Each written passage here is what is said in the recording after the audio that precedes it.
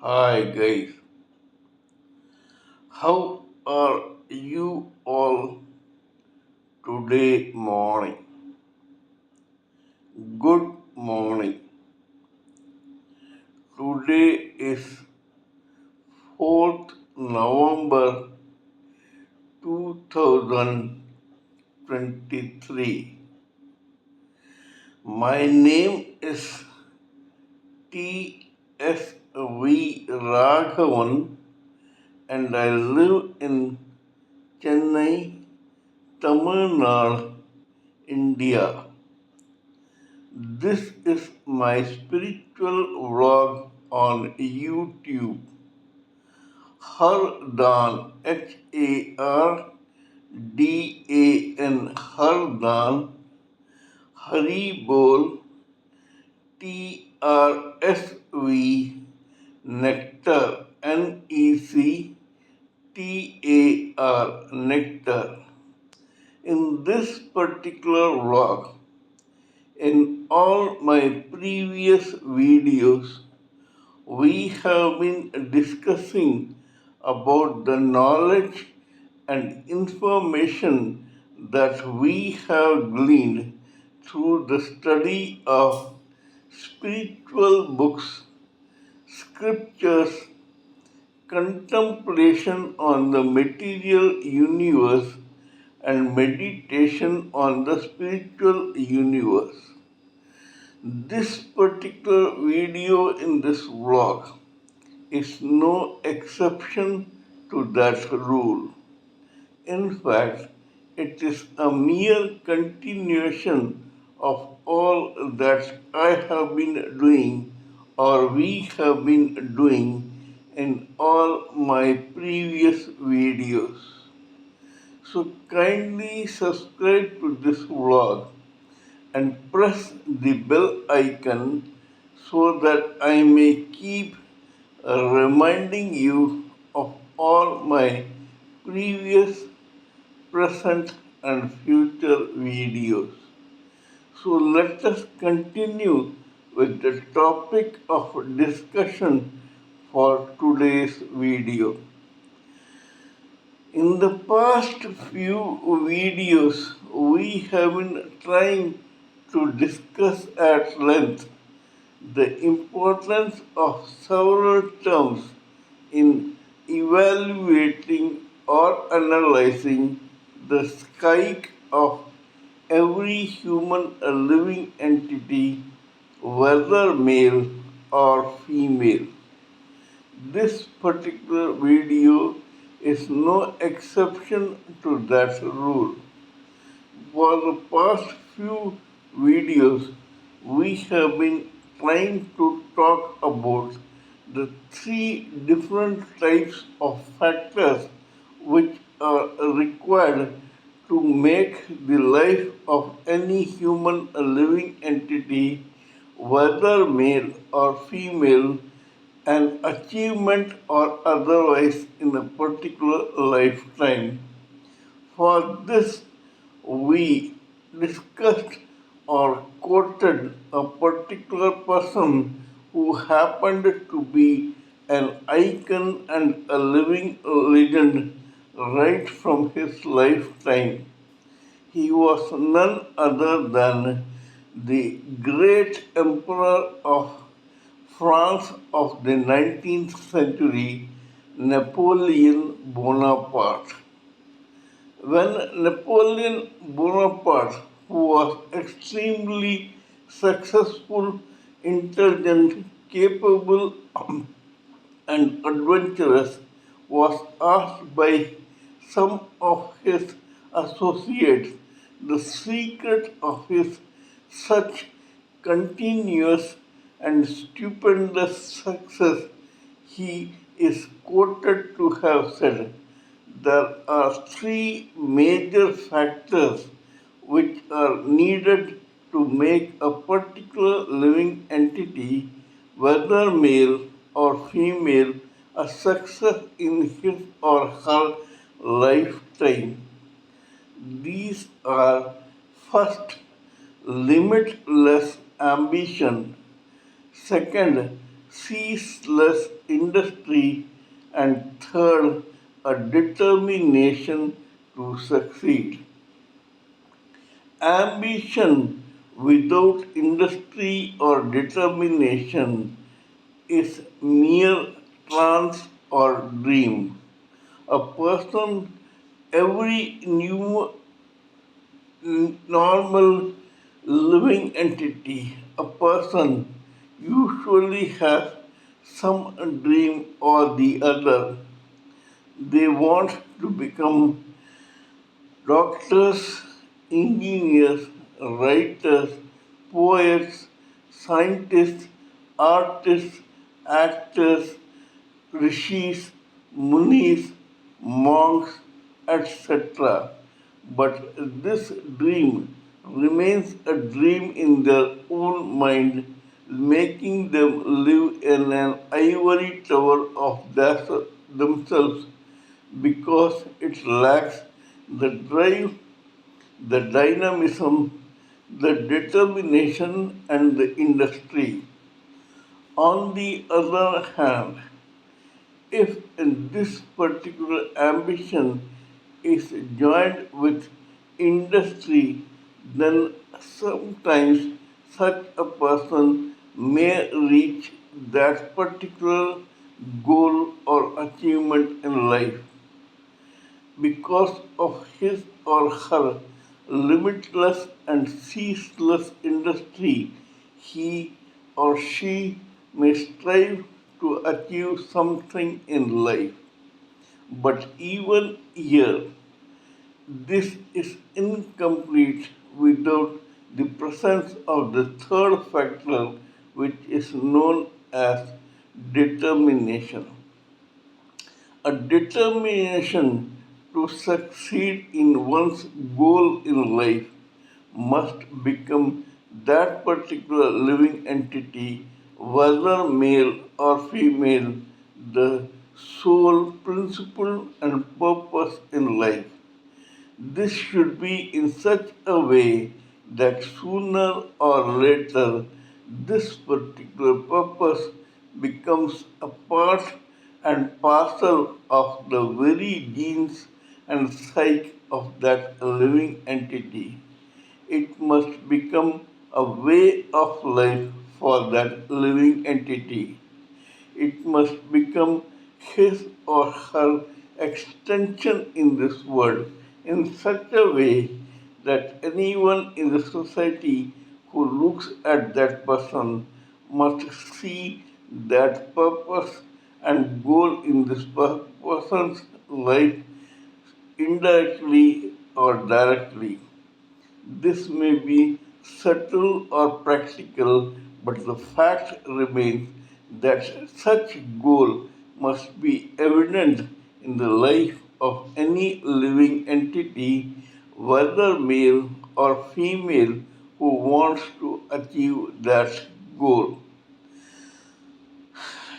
In this case, I would like to quote an incident from the great Hindu epic Mahabharata.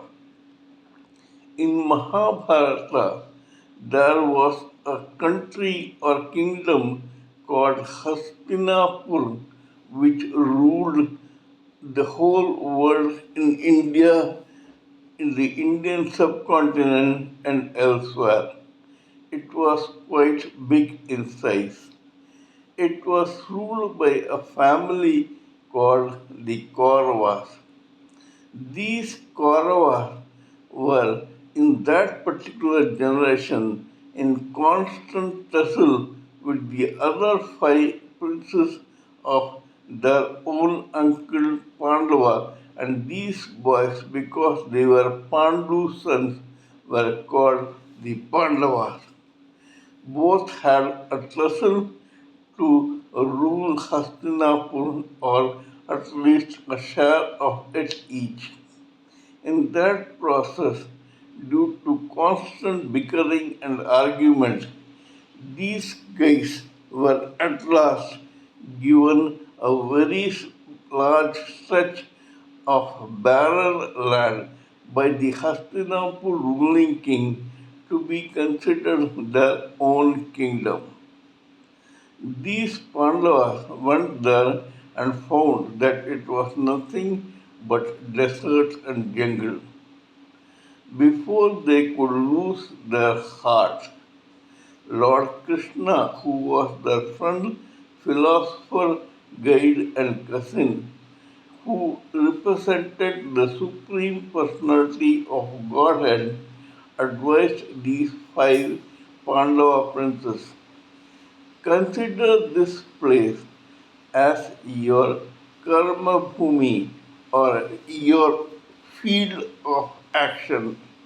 Now you will have to put in ceaseless industry to convert this barren land into a paradise on earth. The Pandavas did so and they created their own kingdom called Indraprastha.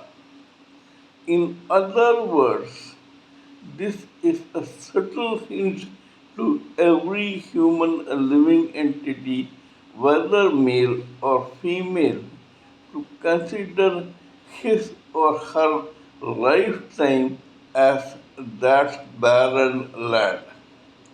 Lord Krishna tells that person that consider yourself as the Pandava prince who puts in the determined and ceaseless industry to convert your own lifetime into a paradise on earth.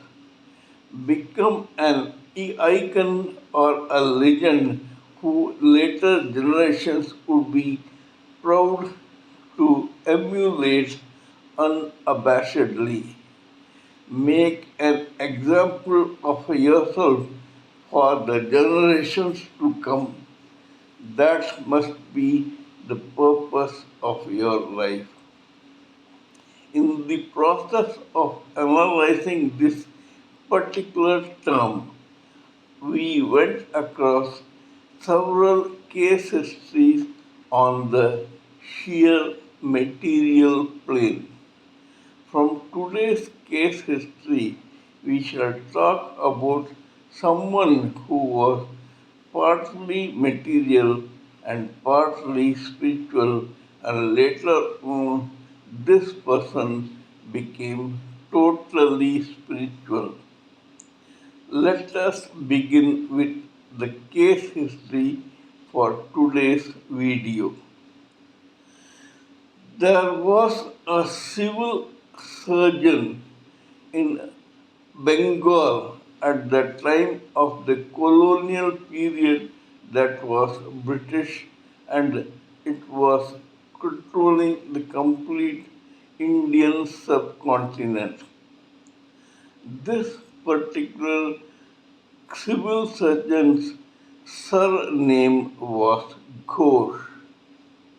This person had at least two sons, of whom the second son was born on 15th August 1872.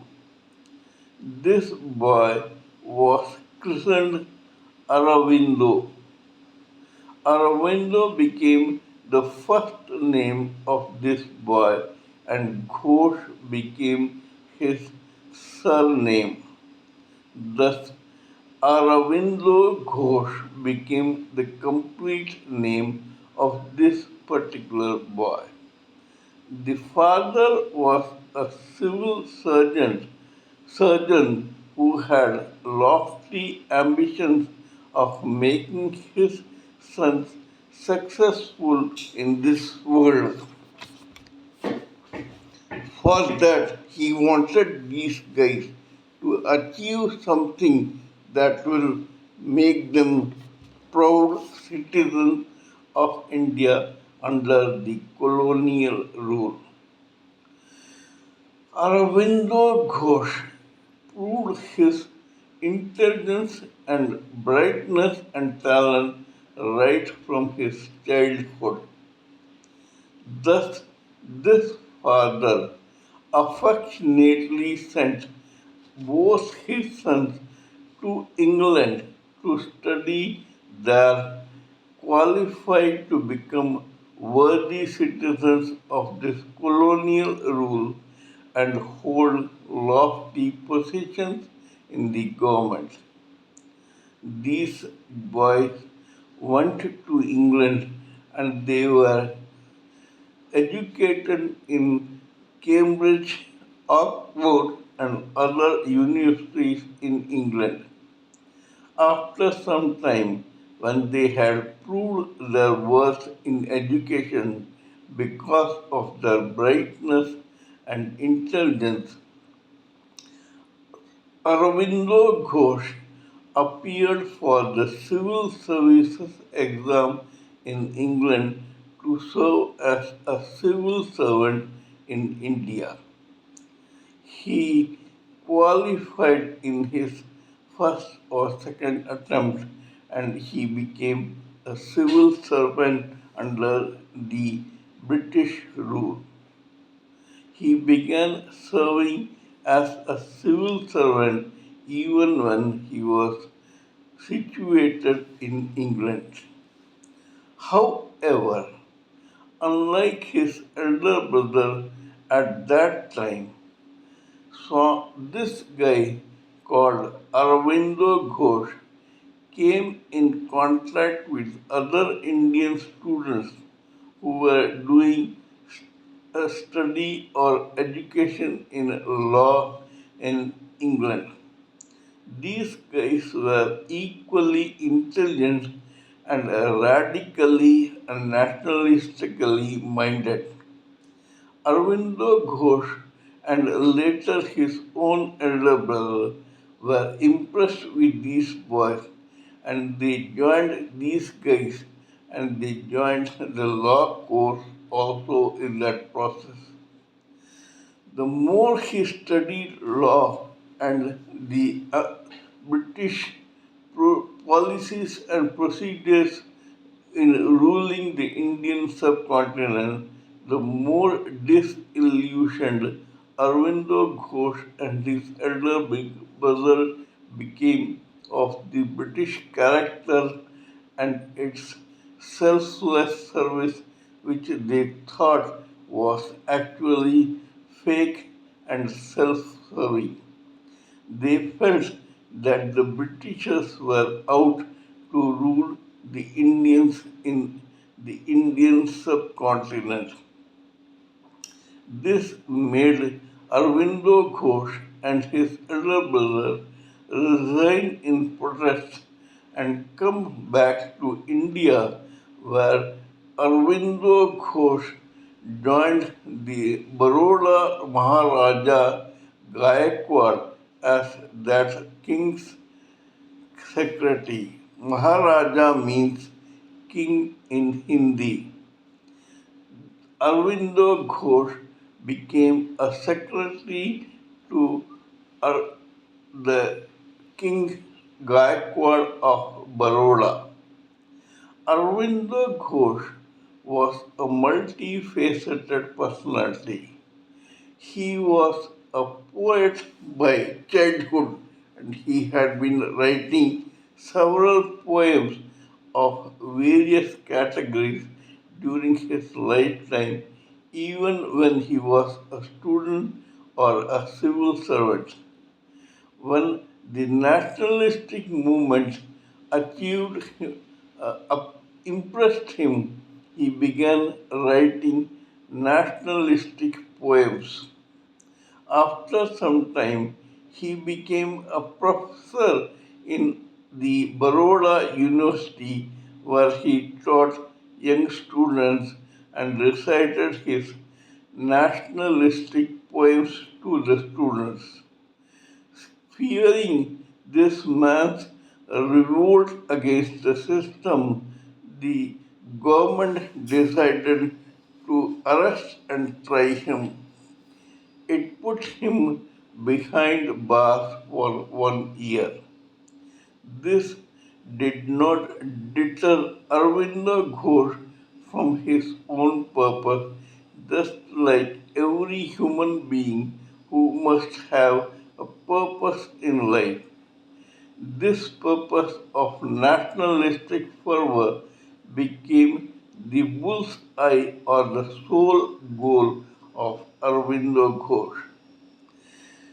In the year 1906, he left the Baroda king and came back to West Bengal, where his brother was indulging in nationalistic movements. Here, he started his own magazine called Vande Mataram.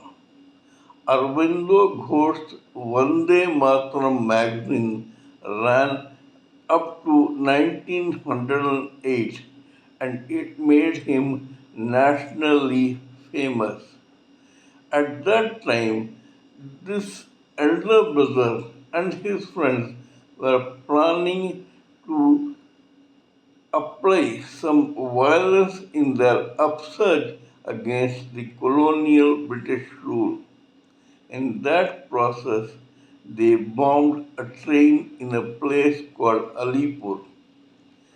Lo and behold, while the elder brother and his friends escaped, Aurobindo Ghosh and some of his accomplices were tried by the British government against this Alipur blast.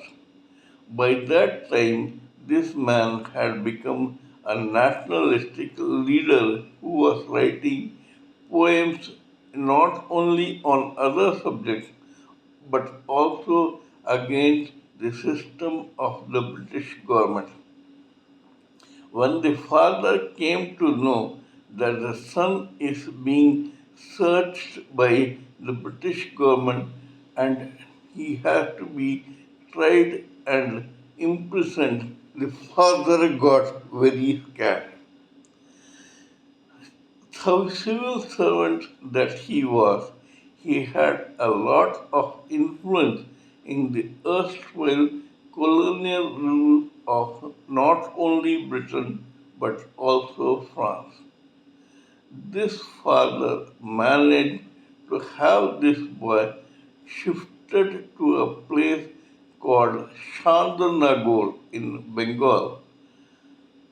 It was a rule or a policy among the British and the French colonialists, colonialists that they should keep each other away from each other's rule.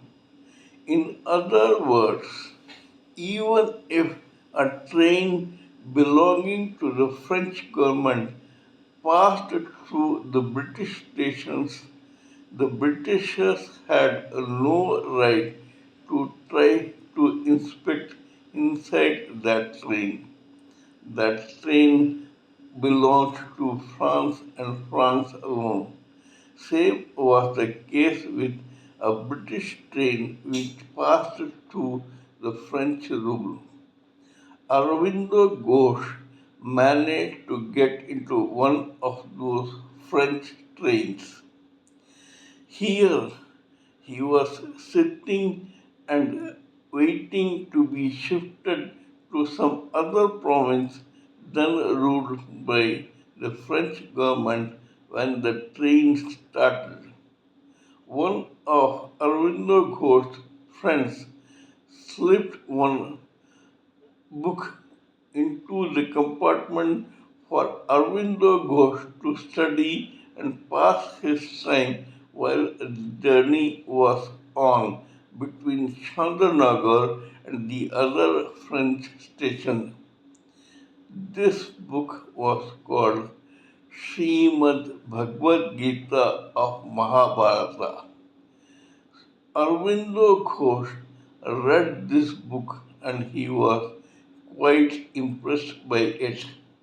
It turned his interest from the nationalistic movement to spiritualism in general and to become his sole purpose.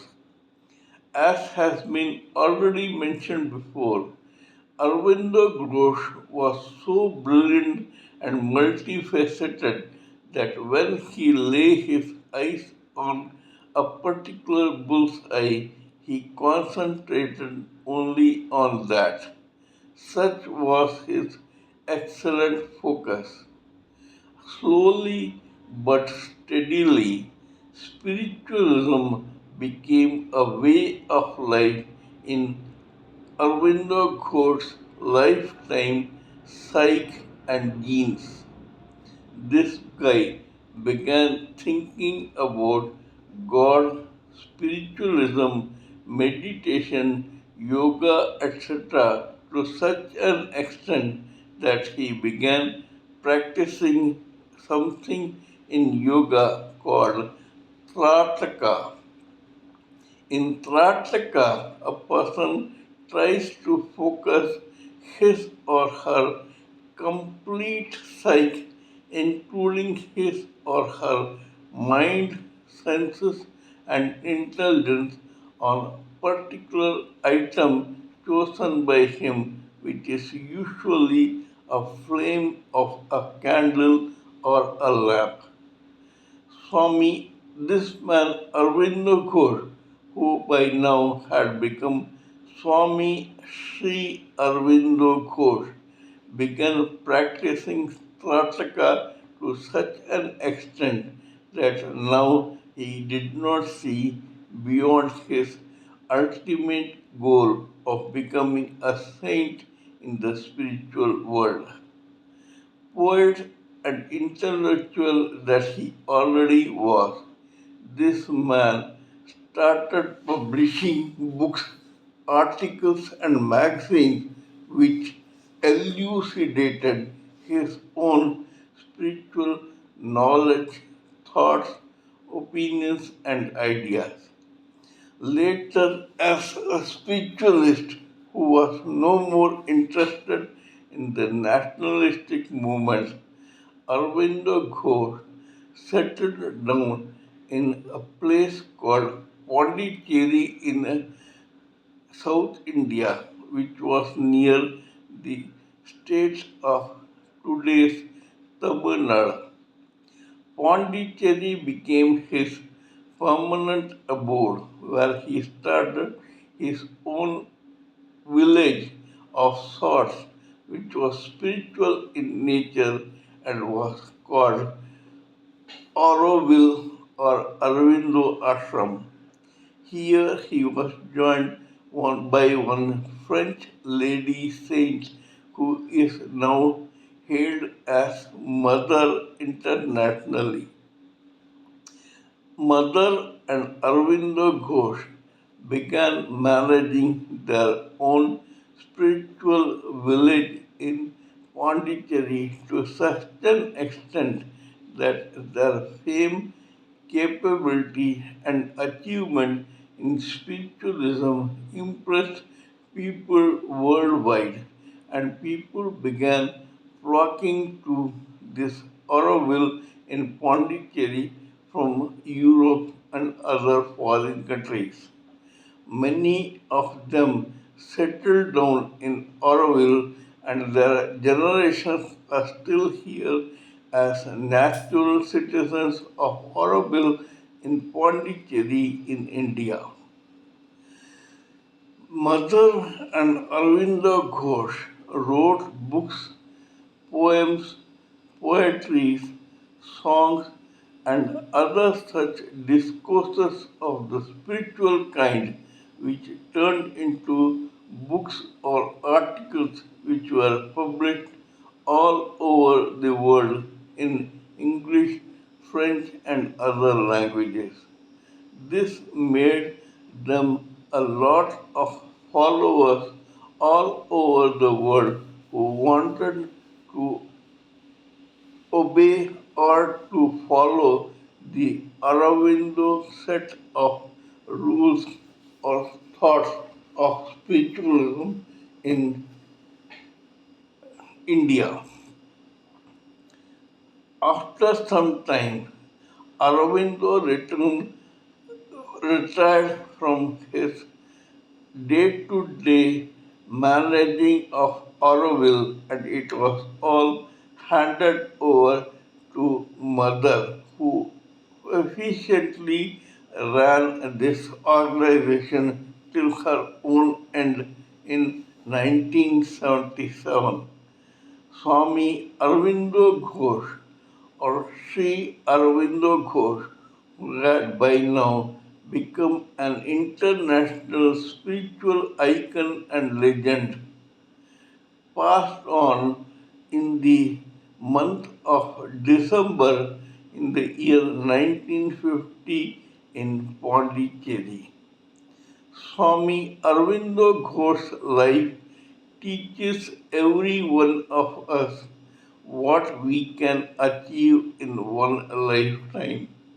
This man had a gradual transition from materialism, colonial rule, colonial interests, nationalistic movement, and towards spiritualism in one lifetime. This was quite a change in a human being who was under the colonial rule in a foreign country, which was India. He was an Indian who was under the colonial rule of the European Britain and France, and yet he could achieve so much in life just because of his focus and determination to succeed in every endeavor of his, whether material or spiritual. We must all take a leaf out of the autobiography of Sri Aurobindo Ghosh and try to unabashedly emulate such a great saint come intellectual, come poet, so that we may also make our own life a success. This is all I wanted to say in this particular video about Saint Sri Aurobindo Ghosh and his own life. Kindly let me know what you think of my talk on this particular matter.